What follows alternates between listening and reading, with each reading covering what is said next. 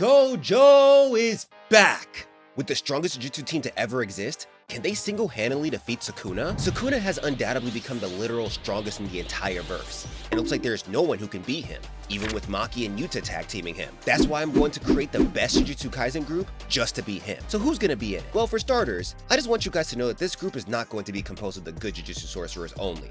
I may also include cursed spirits, cursed users, and those who have already died because it makes things so much more interesting. I'm also going to limit it to 5 characters only, and I can't choose Sukuna himself as well as Megumi since he is Sukuna's vessel.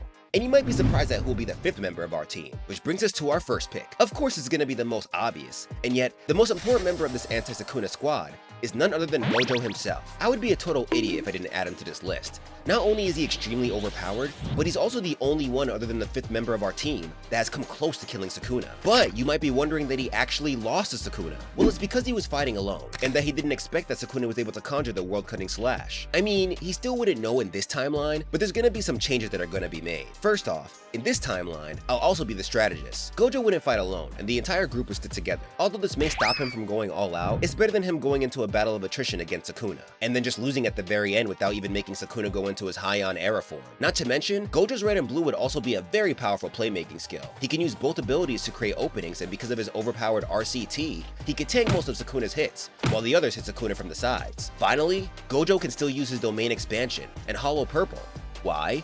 Because because our next member is going to become the entire group's source of tactical movement. And it's none other than Aoi Todo. The last time we saw Todo was during his fight against Mahito, where he lost one of his hands and his cursed technique, the Boogie Woogie, couldn't be used anymore. Well, he's back. Our favorite hype man and Yuji's brother is here again, and I'm not making this up. Todo actually came back in chapter 259. And he also can still use his curse technique. He did this by using a tool called the Vibra Slap. In real life, this is just a musical instrument, but in JJK, it has become a cursed tool that not only brings back Todo's curse technique, but amplifies it. You see, the Vibra Slap allows him to swap up to 50 times a second, and with the Binding Vow, he increased the range of the ability and it can now affect multiple targets at once. Because of this, he was able to evacuate all the people before Sukuna's new domain hit. In chapter 260, Todo's presence was so strong that Yuji and him with the help of Mei made Sukuna more desperate than he ever was. Sukuna admitted that it was impossible to predict this version of Boogie Woogie, and when he tried to predict their next attack, Yuji landed a black flash straight into his body. Now imagine if Todo did this with Gojo.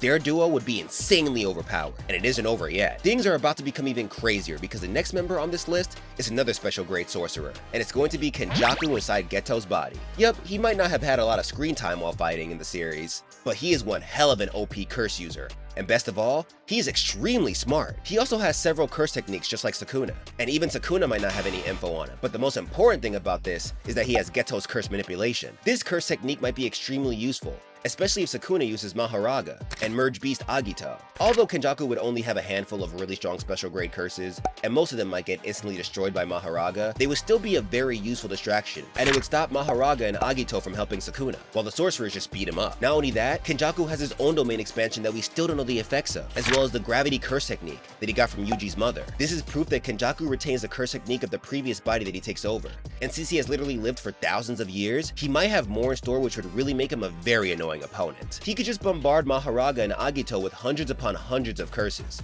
while he uses his gravity curse technique to hold Sukuna down, and create more openings for someone like Gojo to deal the killing blow with the sure kill technique like Hollow Purple. If push comes to shove, he can also open his domain expansion, and if he runs out of curse energy, Todo could always swap him out with Gojo, so he can replenish his curse energy before going back again. But there is someone even stronger than him that I'm gonna add to this team, and this is no other than Yuta Okkotsu himself. I think you're gonna agree with me on this one, especially since Yuta's main curse technique is to copy others. Then there's also Rika who could help him. You see, Yuta can copy almost any technique, including Inumaki's, Chozo's, Takako's, and more. Perhaps his most important copies are Angel's Jacob's Ladder and Sukuna's Shrine, which we saw when he used his domain expansion, True Love. Jacob's Ladder was proven to be the deadliest, where he should have killed Sukuna, but instead, it took away the curse tool that he used back in the High-On era. Another thing that I want to add about Yuta's importance is that he is a prodigy, and it means that he could possibly even copy Gojo's Hollow Purple. Now imagine 2 Hollow Purples coming at you while Kenjaku holds you down with his gravity curse technique, and you can't do anything about it. Another thing that Yuta could do is use Inumaki's technique in tandem with Kenjaku's gravity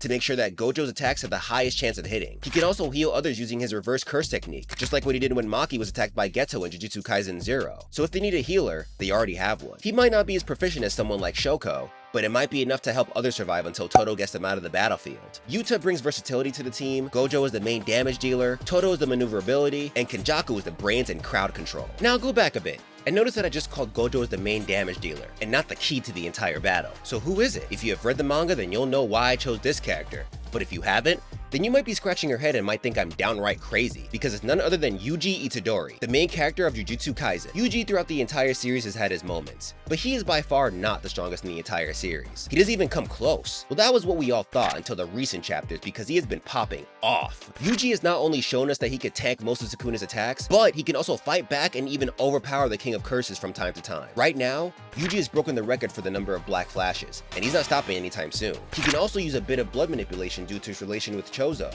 which you can see on his arm. But the most important part is that he can also use a different version of this mantle, which is Sukuna's curse technique. The only difference is that Yuji has to touch his target. He can also use piercing blood, but most importantly, Yuji is literally a prodigy and has learned reverse curse technique. Even if Sukuna peppered him with thousands of slashes to the point where his leg was cut off, he instantly healed himself and even reattached his leg. In chapters 259 and 260, with the help of Todo, both Yuji and Todo were overwhelming him, and he couldn't even react to their attacks. Yuji even ripped a hole through Sukuna's stomach using his claws. If Todo and Yuji were enough, just imagine what would happen if Yuji, Gojo, Todo, Yuta, and 𝐾𝐽 worked together. Sukuna might not even be able to land an attack, and with 𝐾𝐽's brains, he might be even able to predict almost every tactic he's gonna use. Now that I've completed the team, what's gonna be my game plan? Well, everything's gonna be really simple. First, we're gonna do the same thing that Gojo did when he fought Sukuna.